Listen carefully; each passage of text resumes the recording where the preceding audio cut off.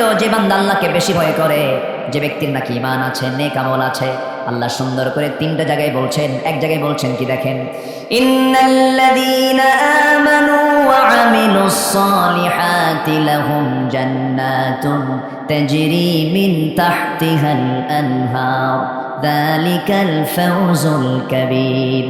আরেক জায়গায় বলছেন, ইন্নাল্লাযীনা আমানু ওয়া আমিলুস সালিহাতি কানাত লাহুম জান্নাতুল ফিরদাউসি নুজুলা খালিদিনা ফিহা লা ইয়াবগুনা আনহা হিওয়ালা।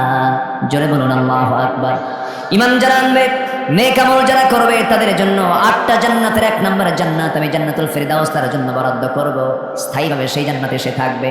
এবং আরেকটা আয়াতে সূরা বুরুজের শেষের দিকে আল্লাহ রাব্বুল আলামিন বলছেন, ঈমান এবং নেক আমল যারা করবে আমি তাদের জন্য এমন জান্নাত রেখে দেব যার নিচ দিয়ে নহর প্রবাহিত। জোরে বলুন সুবহানাল্লাহ। দুধের প্রস্রবণ, মধুর প্রস্রবণ, পানির প্রস্রবণ, শরাবের প্রস্রবণ সেখানে থাকবে। দুনিয়ার মধু পান করলে মানুষ দিনে দিনে বুড়া হয়ে যায়, শিশু কিশোর হয়, যুবক হয়, আবার যুবক ধীরে ধীরে বুড়া হয়ে যায়। কিন্তু জান্নাতের পানি, জান্নাতের দুধ, জান্নাতের মধু যদি কোনো বান্দা একটাবার পান করে ফেলে, সে কোনোদিন, চিরদিনের জন্য সে কোনোদিন আর বুড়া হবে না। জোরে কোন সুবহানাল্লাহ। সেই জান্নাত কি সবাই পেতে চান? সবাই কি সেই জান্নাত লাভ করতে চান? তাহলে জান্নাতের লাইনই থাকতে হবে। আল্লাহ কবুল করুন, জোরে বলি আমিন। আমি কি আলোচনা চালাবো? 2-1 করে এর মধ্যে আবার ওঠা বসা করেন, এটা কেন? একটু বসেন, কেউ উঠবেন না, নড়াচড়া করবেন না। আমি খুব লম্বা সময় নিয়ে যে কথা বলবো তাও না, একটু বসুন, ধৈর্য ধরুন। অনেক কথা আছে, 15টা পয়েন্ট আমি ফাইন্ড আউট করে একটু হালকা ব্যাখ্যা দিয়ে আমি আলোচনার সমাপ্তির দিকে আস্তে আস্তে যাবো। একটু সময় দিতে হবে, তাফসীর মানেই তো একটু সময় লাগে। তাফসীর মানেই তো এক্সপ্লেন, ব্যাখ্যা, সংক্ষিপ্ত শব্দ তো তাফসীর হয় না, একটু সময় লাগবে। আপনাকে থাকতে হবে, আপনি থাকবেন, মাহফিল সফল হবে। আপনি থাকবেন না, মাহফিল ব্যর্থ হয়ে যাবে। এই জন্য আপনার বসে থাকাটা অত্যন্ত গুরুত্বপূর্ণ একটা দায়িত্ব। আপনার বসে থাকা আগে না ধৈর্য আগে? বলেন কি আগে? ধৈর্য আগে। ধৈর্য নিয়ে বসে থাকতে হবে। আল্লাহ তাআলা এই জন্য ধৈর্যশীলদের সাথে আছেন, নিজে এমনি বলেন নেই। আল্লাহ বলছেন, আমি ধৈর্যশীলদেরকে ভালোবাসি এবং তার সাথেই আছি। আল্লাহু আকবার বলেন। সবচেয়ে বড় ধৈর্যের পিরামিড কে? আসতে বলবেন না কে? কাফের, মদ খায়, জেনা করে, আল্লাহর বিরুদ্ধে কথা বলে, এরপর তার নাকের ডগায় আল্লাহ অক্সিজেন দিয়ে রাখে। আল্লাহ ধৈর্য দেখছেন, আল্লাহ ধৈর্যশীল কত। আমরা একটু ধৈর্য নিয়ে শেষ পর্যন্ত থাকবো। জোরে বলি ইনশাআল্লাহ। আল্লাহ কবুল করুন, জোরে বলি আমিন।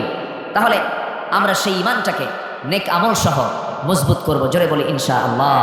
ঈমানদার কি হিংসা করতে পারে? আসতে কয়, ঈমানদার হিংসা করতে পারে? আমাদের সমাজে কি হিংসা আছে? অনেকে চুপচাপ আছে। এলাকায় হিংসা আছে? হিংসা হয়?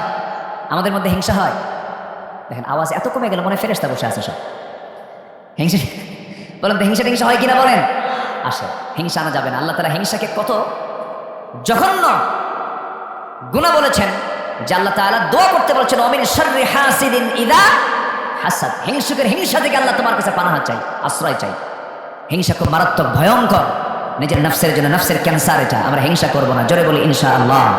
হিংসা যদি করি সব নেক আমলগুলো শেষ করে দিবে। ক্বালা ইয়াকুম ফিল হাসাদ ফাইনাল হাসাদা ইয়াকুলুল হাসানাত কামা তাকুলুন নারুল হাতাব। হিংসা করবেন, সব শেষ হয়ে যাবে।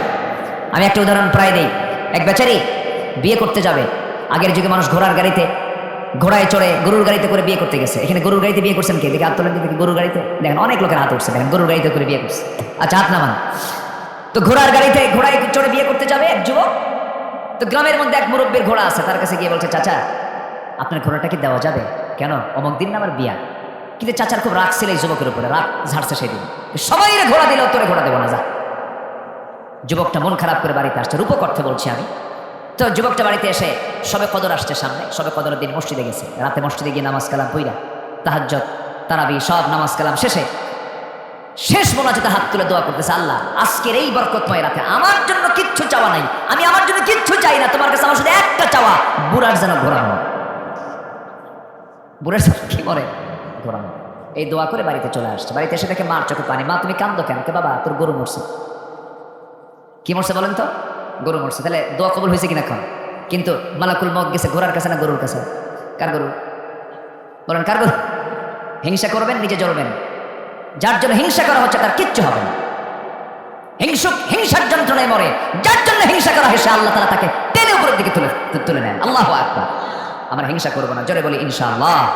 হিংসা মুক্ত হৃদয় বানাবো। দেখবেন আপনার হৃদয়ে কোনো যন্ত্রণা থাকবে না, অসুখও থাকবে না।